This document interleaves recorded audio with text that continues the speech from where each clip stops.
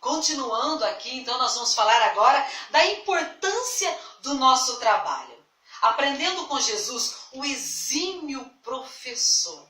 Havia multidões em volta de Jesus para ouvi-lo falar, para aprender com ele. Então, nós professores, nós somos um exemplo para a nossa criança. Aliás, a raiz da palavra exemplo significa um molde pelo qual as cópias estão sendo feitas. Ou seja, há uma criança lá na minha e na tua sala de aula que te copia, que deseja ser igual a você. Você é um espelho de Deus na tua sala de aula. Olha só quão importante missão o Senhor nos deu. Sermos imitadores de Cristo. Como Paulo escreveu, sejam meus imitadores, assim como sou de Cristo. Olha só, lembra Jesus? Usava apenas um pedacinho de pau, uma varinha para ensinar lá algumas vezes, para que as pessoas pudessem entender. Outras vezes ele usava parábolas,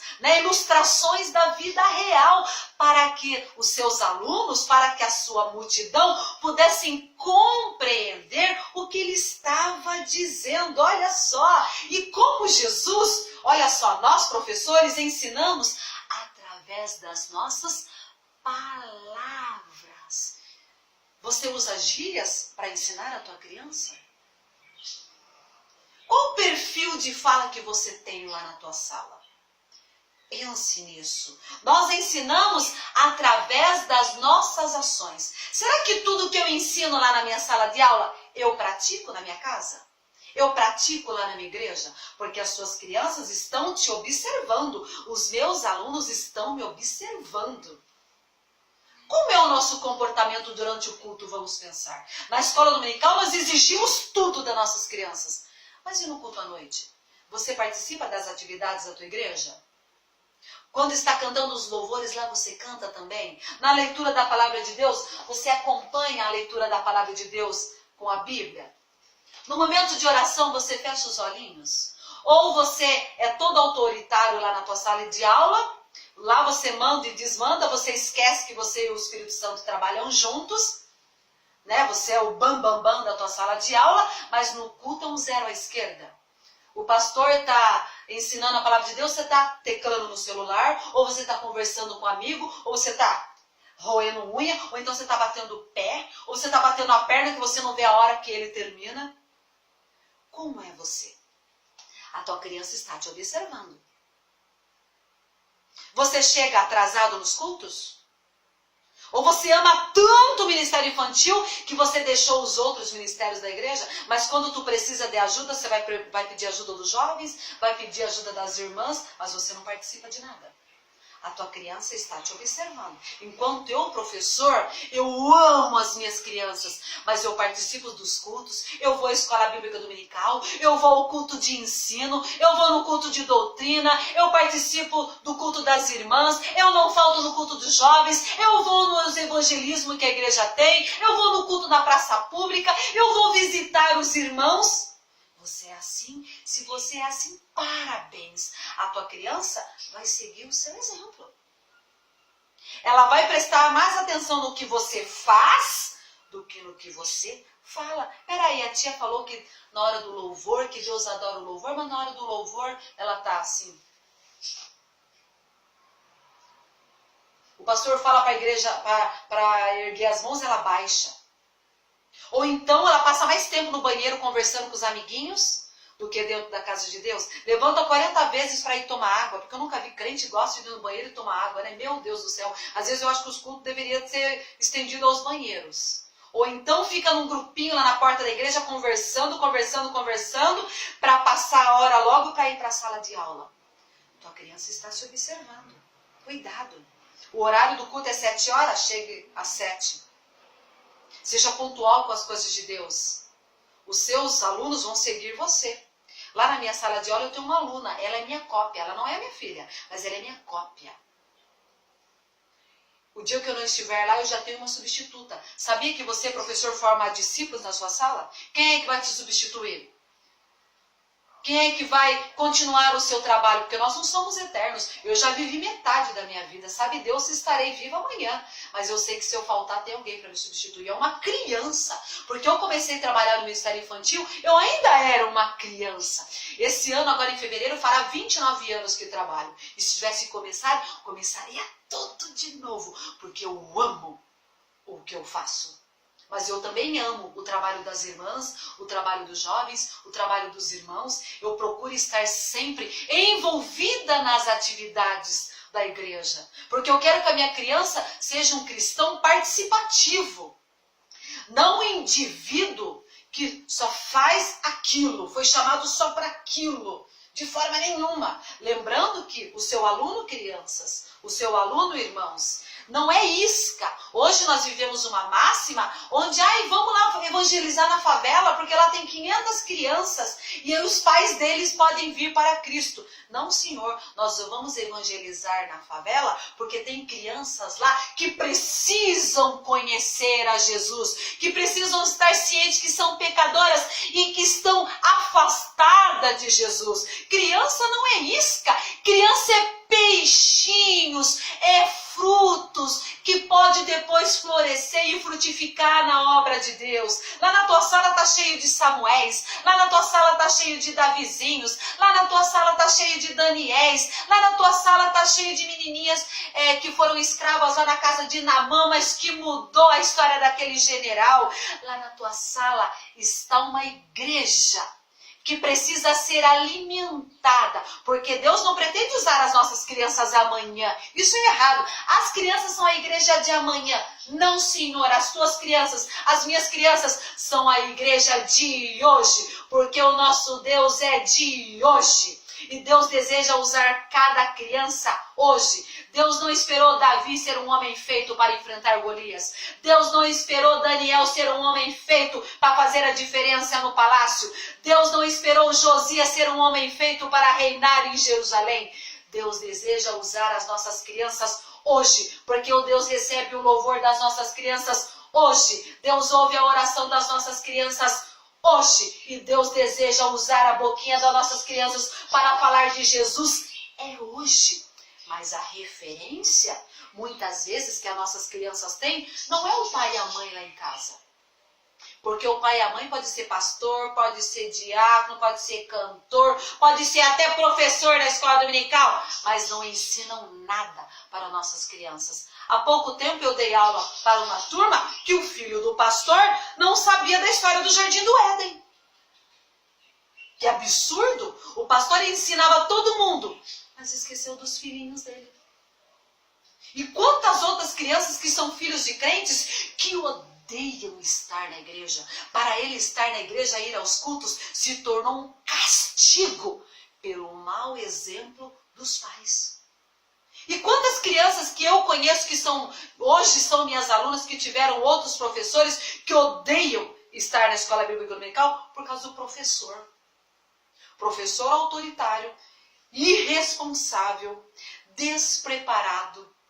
Eles falam, vai tia, eu não gosto de ir na sala da tia. Tia, é você que vai hoje? É você que vai dar aula pra gente hoje? Ai, tia, porque o tio Y lá não ensina nada pra gente, tia. Eu não gosto dele, é muito chato. Olha só, estamos perdendo as nossas crianças por falta de conhecimento, por falta de dedicação e pelas nossas ações, pelas nossas palavras. Tudo isso tem influenciado e muito na vida das nossas crianças. Outra coisa importante na nossa vida é que as crianças aprendam através da nossa personalidade. Quem é você? Você é um cristão? Você é uma pessoa madura espiritualmente para ensinar as crianças? Hoje em dia eu coloco criança de 12 anos para dar aula para criança de 5 anos. Quando eu fui criança, quando eu dei aula a primeira vez, eu tinha 10 anos, mas eu tinha sido aluna anteriormente na sala de aula. E a minha professora estava lá. Eu fui uma auxiliar. O adolescente que fica na internet, que fica no celular, que fica no WhatsApp, que vive na Netflix, que vive fazendo qualquer outra coisa, vai ensinar alguma coisa para a criança? Não vai ensinar. Ela não sabe. Então, por isso que eu digo e repito, o professor de escola dominical precisa ter sido aluno antes. Porque tudo isso vai influenciar no aprendizado da minha criança. Todo professor, ao menos, precisa ter pelo menos um fruto do domínio do Espírito. Gálatas 5, 22. Tem dia que você vai lá sorrindo, tem dia que você vai com a cara feia. Você encontra com a criança na rua, você nem olha na cara dela. A criança está falando, oi tia, tia. Você tem tanta vergonha do que você faz que você nem olha na cara da criança. Né? Ou então, para você dar aula, é um peso. É um peso para você ser professor da escola dominical. Procure o seu pastor para que o senhor oriente ele, para que coloque outra pessoa no seu lugar.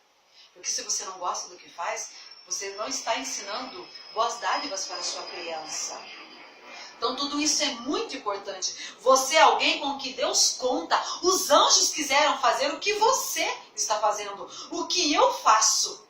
Mas Ele escolheu você, escolheu a mim. Não somos perfeitos, mas perfeito é o nosso Deus. É a quem nos ensina, quem nutre a nossa alma de alimentos espirituais saudáveis, para então transmitir a nossas crianças. Então, cuidado com as suas palavras, cuidado com as suas ações, cuidado com a sua personalidade. Você deve ser a mesma pessoa dentro e fora da tua sala de aula, dentro e fora da tua igreja. As suas ações devem condizer com o que você ensina.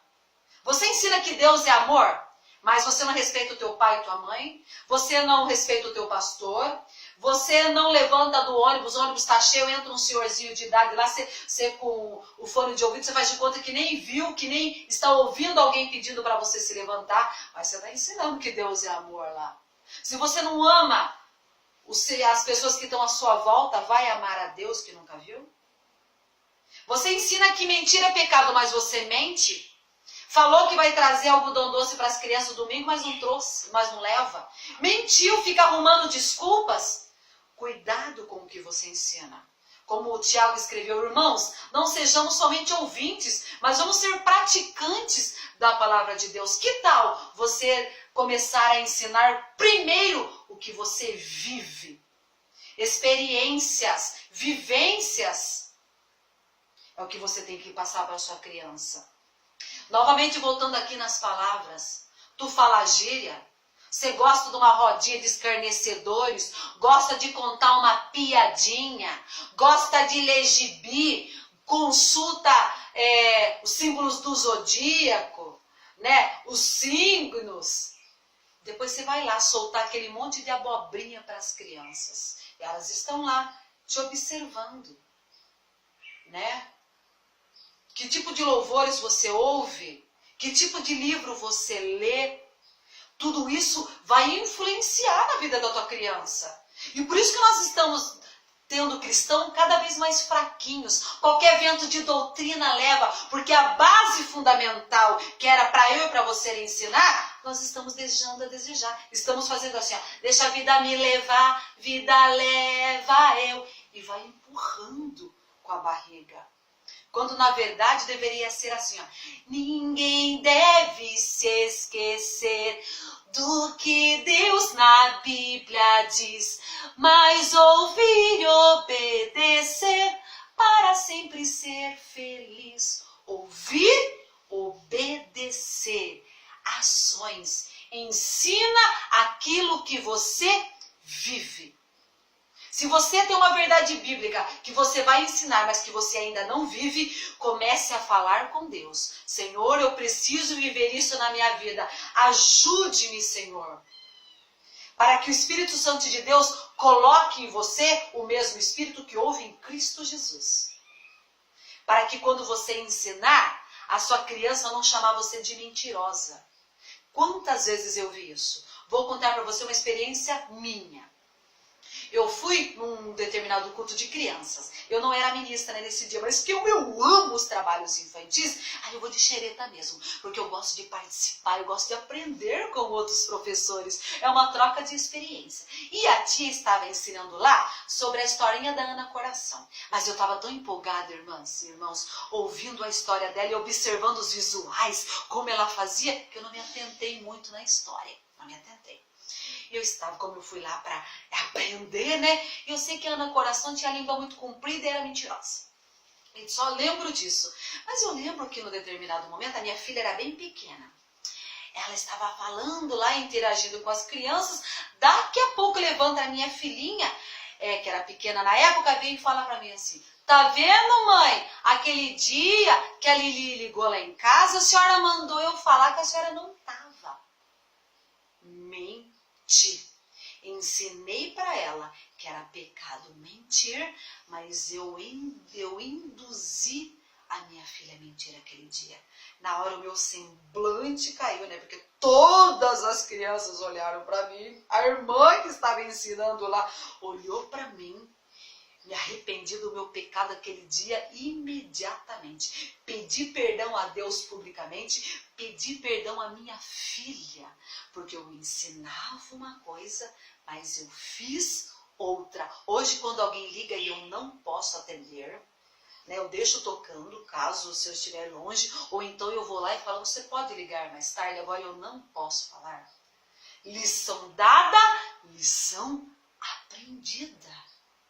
Quantas vezes nós fazemos isso inconscientemente? Mentimos para os nossos filhos, mentimos para o marido, mentimos para as nossas crianças.